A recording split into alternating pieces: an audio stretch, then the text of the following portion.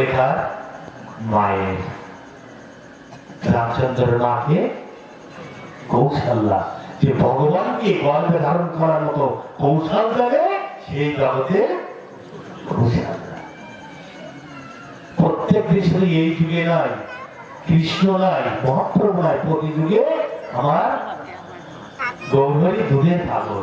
প্রত্যেকদিন বিকালে এক বাটি করে উষ্ণ দুধ রামচন্দ্র সেবা করত।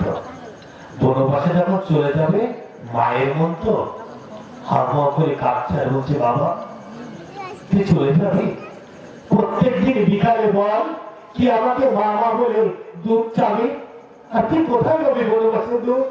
তাই এক বাটি দুধ হাতে করে উনি বলছে, 14 বছরের জন্য শেষ দিনের মধ্যে এই দুধটা সেবা করে যা। আর যখনই রামচন্দ্রের বদলে ধরেছে বাটিটা, কইকেই ছুটিয়েছে, বাটিটা টান মেরে ফেলে দিয়েছে। হ্যাঁ, যাবে বনবাসে, আবার দুধ খেয়ে যাবে। মা শুকনো মাটিতে দুধ পড়ে গেলে কি হয়, খুশি নেয় না? রামচন্দ্র বলছে, মা তুমি জানো না আমি স্বয়ং ভগবান, আজকে আমার মুখের দুধ কেড়ে নিয়ে তুমি মাটিতে ফেলে দিলে, আমি অভিশাপ করছি, একদিন তোমার সন্তান হবে। প্রত্যেকটা মায়ের সন্তান হলে বুকে প্রবল চাপ দেয়, একদিন তোমার দুধ তো বুক ভেসে যাবে, কিন্তু তোমার সন্তান আর খাবে না। ছোট করে বলছি, গেল ত্রেতা যুগ শেষ, আসলো দাপর। এই দাপর যুগে কংসের দেবকী হলো এই কইকেয়ী, তার অষ্টম গর্ভে কি আসলো? কৃষ্ণ।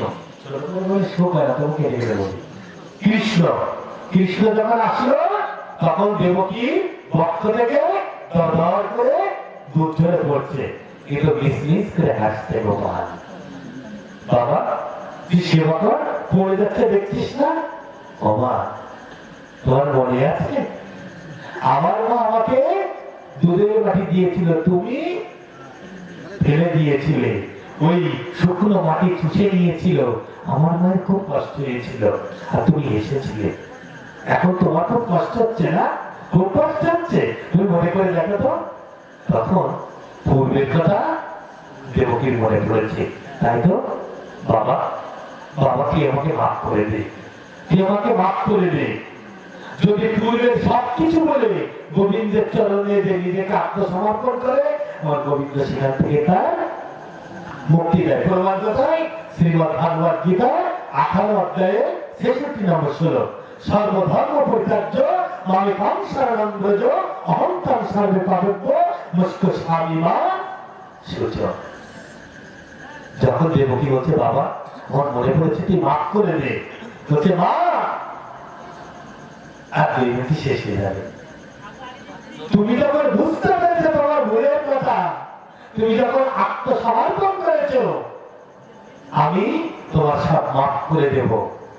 তুই তো মাফ করে দিবি, আমার বক্ষ থেকে যে দুধ এই মাটিতে চুষে নিয়েছে, এর তুই কেমন করে শোধ করবি?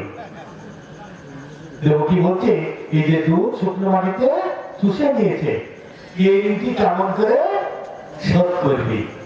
সেদিন ভগবান কৃষ্ণ বলেছিল, ধ্যান দিয়ে শুনুন এই 1 মিনিট। সেদিন কৃষ্ণ বলেছিল, মা এই দুধের 1 ফোঁটা আমি জীবনে বৃথা যেতে দেব না, তবে এই যুগে আমি পারবো না। আগত কলিযুগ, আর এই কলিযুগে আমি কৃষ্ণ হয়ে যাব মহাপ্রভু। আমার নামে গ্রামে গ্রামে মহোৎসব হবে, নামযজ্ঞ হবে, আর ওই নামযজ্ঞে তোমার বুকের যুদ্ধ পড়ে গেছে, আর ওই পড়ে যাওয়া যে মাটিতে চুষে নিয়েছে, কোন পাল বসায় কিংবা কুকুর বসায়, ওই মাটি দিয়ে মাটির পাত্র তৈরি করবে, আর আমার সেবার পাত্র আমার মাটির পাত্র, শ্রেষ্ঠ পাত্র। তোমার বুকের যুদ্ধ আমি বৃথা যেতে দেব না।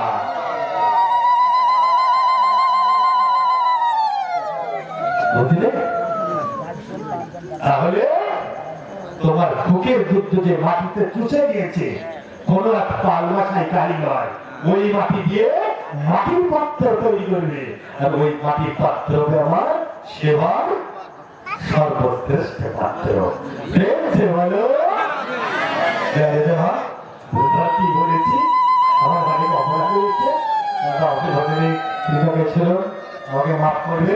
শ্রী শ্রী মাধবচন্দ্র সেবাশ্রম ঘোষনগর এবং শ্রী শ্রী রূপসনাতন দাম দুইটা মন্দিরের দায়িত্বে আমার শ্রী গুরুদেব কৃপা করে একটি মন্দির করে গেছে শ্রী শ্রী মাধবচন্দ্র সেবাশ্রম। সেখানে এই নিমন্ত্রণটা দিয়ে দিই,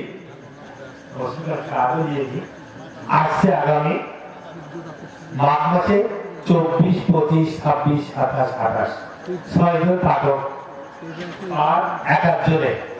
প্রথম দিন গৌরী দাস, দ্বিতীয় দিন বিল্লমঙ্গল ঠাকুর এখানে তিনি এসেছিলেন, তৃতীয় দিন নবদ্বীপ থেকে হৃদয় ঈশ্বরের বাবাজি মহারাজ, এমন সিরিয়াল অনুযায়ী পাঠক। তারপরে অষ্টম প্রধান নামের পরে লীলা কীর্তন। আপনারা সবাই কৃপা করে যাবেন, কৃপা করে যাবেন মাধবপুর। আর অনুষ্ঠান বাদেও আমার